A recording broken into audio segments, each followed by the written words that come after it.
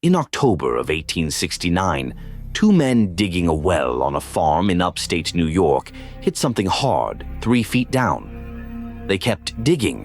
What came out of that hole was a man, 10 feet 4 inches of him, carved in solid stone, naked, twisted as though he had died in pain, and by the next morning half the county was standing in line to see him. They called him a fossil, a petrified giant, thousands of years old, proof that the Bible had been telling the truth the whole time about giants walking the earth. Farmers hitched up their wagons, preachers stood over the pit and wept. A tent went up, then a bigger tent, then a railroad spur to bring in the crowds, and for weeks nobody in Cardiff, New York, thought to ask the one question that would have ended it in about 5 minutes. Where do you even find a fossil that big, that fresh, still holding the shape of its own tool marks? Before anyone asked how, everyone standing in that field had already decided to believe. Because that is exactly what it was. Tool marks, a block of gypsum cut in Iowa, carved by a stonecutter in Chicago, buried in a New York field for a year to age, and dug up on schedule by a man who had planned every part of it in advance. The giant had a father, and his name was George Hull. This is the story of the biggest hoax 19th century America ever built with its own hands and then paid, gladly, to go and see. Start with the man who built him. George Hull sold cigars and tobacco out of Binghamton, New York, and he did not believe in God. Not politely, not privately. He argued about it out loud with anyone who gave him the opening. In 1867, on a business trip through Ackley, Iowa, he found that opening in a Methodist preacher, remembered in most tellings as a man named Turk. The argument came down to a single line of scripture, the kind of verse most people skim past without a second thought. There were giants in the earth in those days. Turk took that line as plain historical fact. Actual giants, actual bones, somewhere out there waiting to be dug up. Hull thought the idea was ridiculous, said so loudly, and the two men argued about it in the street until neither one would back down. The preacher went back to his circuit. Hull went home to Binghamton with an idea he could not put down. What happened next is where the story gets interesting, because Hull did not just walk away angry. He walked away with a plan. If people wanted proof that giants once walked the earth, he decided, he would give them proof. He would build a giant, bury him, let him age, and then stand back and watch a preacher who believed every word of it fall for a lie made of plaster and stone. Some accounts say it started as a joke on religious literalism. Others say Hull saw the dollar signs first and the theology second. Both are probably true. A grudge and a business plan rarely arrive in a man's head one at a time. Building a fossil takes planning, and Hull gave himself a full year to do it right. In 1868, he arranged for a block of gypsum to be quarried near Fort Dodge, Iowa, 10 feet 4 inches long, and told the men handling it that it was bound for a Lincoln monument. Nobody blinked. The block traveled by rail to Chicago, where Hull hired a stonecutter named Edward Burkhart, and Burkhart brought in two sculptors, Henry Sala and Fred Morman, to actually cut the man out of the stone. They worked from a design and from the odd instruction that the figure should look like it had died in agony, twisted at the hip, one arm folded across the body. Then came the part that would matter most a year later. To fake the pitted, weathered look of ancient stone, the crew drove darning needles into the surface, over and over, to raise a texture of false pores, then worked the whole thing over with ink and acids to stain it and age it fast. The bill for all of it, materials, labor, transport, came to $2,600, a fair sum for a corpse that did not exist yet. Hull kept the details as tight as he could across 3 states for the better part of a year. The Lincoln Monument story was good enough to move a 10-foot block of gypsum through public rail yards without anyone asking a second question. and it held for as long as it needed to, right up until Newell's shovel found the surface again. In November of 1868, the Finnish giant rode the rails east to Cardiff, New York, out to the farm of Hull's cousin, William Newell. Everyone called him Stub. Late that month, under cover of dark, they buried him in a field and walked away. Then they waited. Almost a full year with the biggest joke of their lives waiting under the ground.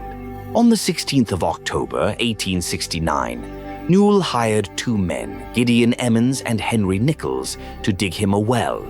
He picked the spot himself, of course. It did not take long. The shovels hit stone, and what came up out of the ground stopped the whole farm cold. A man turned to rock, 10 feet 4 inches, lying on his back with his face twisted in what looked like a final moment of pain. Word moved faster than anyone could have staged it. By the next day, there were wagons lined up on the road to Newell's farm. Within a week, there were tents, a 50-cent admission charged at the gate, and special trains laid on from Syracuse to bring the crowds out to the field. Nobody involved had to lift a finger to sell it. Newspapers across the state ran the story as fact. Preachers used the giant from the pulpit as literal proof of scripture. Scientists who had never seen anything like it in their careers came out to look, and some of them at first said they could not rule it out. A stone man, ancient, buried in a farmer's field, was exactly the kind of miracle a country half-schooled in geology wanted to believe in, and for a few weeks in the autumn of 1869, it believed with its whole chest. A miracle that draws crowds is also a miracle somebody wants to own, and within days of the dig, Hull sold out. He sold his stake to a syndicate of businessmen from Syracuse, led by a banker named David Hannum, for $23,000. By the most carefully sourced figure available, the one traced back to an academic study of the case rather than a newspaper estimate. Other accounts of the sale run higher, up to $37,500 for the whole attraction once the consortium finished buying in the rest of the interests around it. However the final number is counted, Hull had turned $2,600 in plaster and stonecutters' wages into a windfall inside of a year, and he had not even had to keep working the con himself. He simply sold the giant and let David Hannum's syndicate move the tent, sell the tickets, and run the railroad deals. The new owners were not fools about presentation. They fenced the field, they charged admission at the gate, and they let the crowds keep coming, week after week, all the way into the winter. 50 cents a head, paid at a farm gate in rural New York, added up fast once the special train started running. For a short while, the Cardiff Giant was the most profitable thing lying down in the state of New York, and hardly anyone lined up around the field that autumn had the faintest idea they were paying to look at a stonecutter's overtime. The men who eventually broke the story were not detectives. They were scientists, and scientists asked the one question everybody else had skipped. Othniel Marsh, a paleontologist from Yale, examined the giant around the 1st of December, 1869, and he did not need long. The surface still carried fresh chisel marks, cut into gypsum, a soft, water-soluble stone that cannot survive centuries underground without dissolving. A genuine fossil that old simply could not look like this. A most decided humbug. That was Marsh's verdict, delivered flatly, and it started to unravel the whole performance. But the giant's real trouble did not come from a scientist telling the truth. It came from a showman wanting a piece of the lie for himself. P.T. Barnum wanted in. He offered the Hannum Syndicate serious money, somewhere between $50,000 and $60,000, depending on which account you read, either to buy the giant outright or to lease it for 3 months of his own exhibitions. The syndicate turned him down flat. They were making good money without him. Barnum did not accept the answer.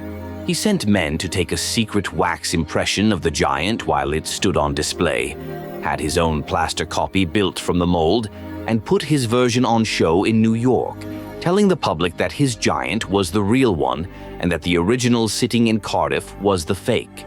It takes a particular kind of nerve to fake a copy of a fake and then call the original the fraud, and Barnum had exactly that kind of nerve. It is worth saying plainly, since the legend gets repeated constantly and it does not hold up.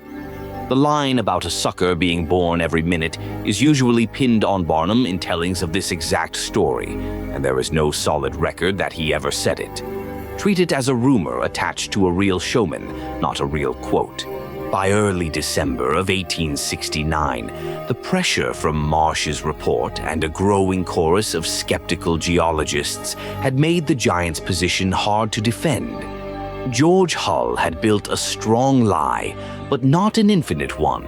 On the 10th of December, 1869, Hull went to the press and admitted everything. The quarry in Iowa, the carving in Chicago, the burial, the year of waiting, the whole machine, laid out in his own words.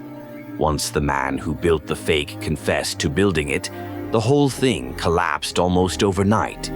The crowds that had lined up for a miracle now had a punchline instead, and newspapers that had run the Giant as front-page fact spent the following weeks explaining sheepishly how they had gotten it so wrong. What is easy to miss, looking back, is how little actually happened to Hull once the truth was out. No arrest followed him out of that newsroom. No indictment. The story's real legal drama was only just getting started, and it was not going to happen to the man who built the lie. Here is the part of this story people get wrong most often, so it is worth stating carefully. George Hull was never charged with a crime. Not fraud, not conspiracy, nothing. He was never once charged, and he was never put on trial for the hoax that made him rich. The lawsuit that did happen was aimed at somebody else entirely.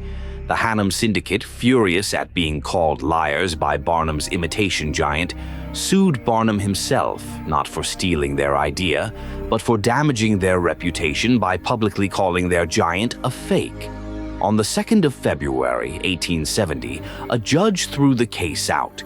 His reasoning has been retold for a century and a half since because it lands like a punchline of its own. He ruled that Barnum could not be held liable for calling a fake, especially once nobody could prove the original was genuine in the first place. The men who had built and sold a hoax went to court to defend its honor and lost to the other hoax. Hull, for his part, did not learn the obvious lesson. In 1877, with a reported financial connection to Barnum himself, he built a second stone giant and had it buried near Beulah, close to Pueblo, Colorado. On the 16th of September that year, it was discovered right on schedule, and for a while the solid Muldoon drew its own crowds and its own headlines, an echo of Cardiff 8 years on. It fooled fewer people and lasted less time. By 1878, the New York Times had already called it a hoax, and Hull's second act closed a lot faster than his first. So where does a 10-foot stone man go once the whole country knows he is fake? Nowhere, it turns out. He just stays put and becomes a different kind of attraction. The original Cardiff Giant has been on permanent display at the Farmers Museum in Cooperstown, New York, since 1947. Still lying down, still drawing visitors, just under a different label now. Not a fossil. A monument to how easily people believe what they already want to be true. Barnum's rival copy survives too, on display today, according to one account, at a museum in Farmington Hills, Michigan, a fake of a fake, still touring more than a century and a half later. Ask why it worked, and the honest answer has nothing to do with clever carving. The country in 1869 was hungry for proof that its oldest stories were literally true, and a farmer's field in Cardiff, New York, briefly gave it exactly that. George Hull understood something simple about belief. People rarely check the things they already want to be right. Nobody went to prison. Nobody paid a fine to the state.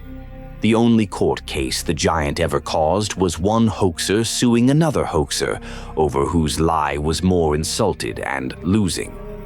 George Hull walked away from the whole affair with a profit, a second failed giant a few years later, and a reputation as the man who fooled a country for the price of a gypsum block and a year of patience. The file on the Cardiff Giant, carved in Chicago, buried in New York, sold for $23,000, exposed by a paleontologist and a stonecutter's own needle marks, never once the subject of a single criminal charge, and to this day in a museum in Cooperstown, still lying down, still waiting for the next person who wants very badly to believe. Case closed.